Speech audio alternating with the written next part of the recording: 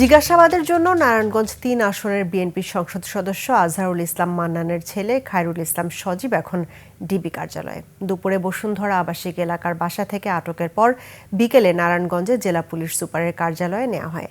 তবে তার বিরুদ্ধে কোনো মামলা নেই বলে জানিয়েছে পুলিশ। নারায়ণগঞ্জ প্রতিনিধি রবিউল ইসলামের সহায়তায় আরও জানাচ্ছেন Samar Islam. Lily whip shea mystic glowing body wash, secret to ultimate glow. শনিবার দুপুরে রাজধানীর বসুন্ধরা আবাসিক এলাকার বাসা থেকে ঢাকা মহানগর গোয়েন্দা পুলিশের সহযোগিতায় আটক করা হয় জেলা যুবদলের জ্যেষ্ঠ যুগ্ম আহ্বায়ক খায়রুল ইসলাম সজীবকে।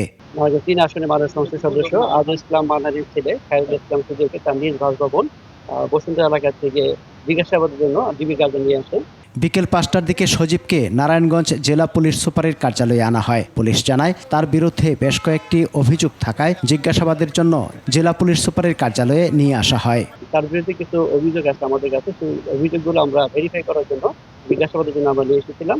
তো তাকে আরো অধিকতর জিজ্ঞাসাবাদের জন্য ডিএমপি ডিবি কার্যালয়ে এখন নেওয়া হবে।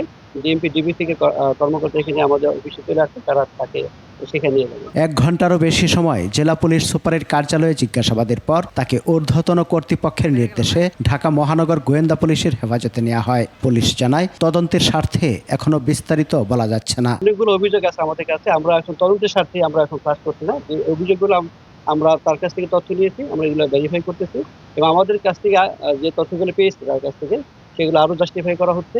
সজীবের বিরুদ্ধে বেশ কিছু অভিযোগ পাওয়া গেলেও এখনো কোনো মামলা হয়নি বলেও জানান পুলিশের এই কর্মকর্তা। নানা অনিয়মে জড়িত থাকার সুস্পষ্ট অভিযোগে খায়রুল ইসলামকে প্রাথমিক সদস্য পদ সহ যুবদল থেকে বহিষ্কার করা হয়েছে। রোববার রাতে যুবদলের কেন্দ্রীয় নির্বাহী কমিটির সহসভাপতি নুরুল ইসলাম স্বাক্ষরিত সংবাদ বিজ্ঞপ্তিতে এই তথ্য জানানো হয়। সমর ইসলাম, ২১ টেলিভিশন।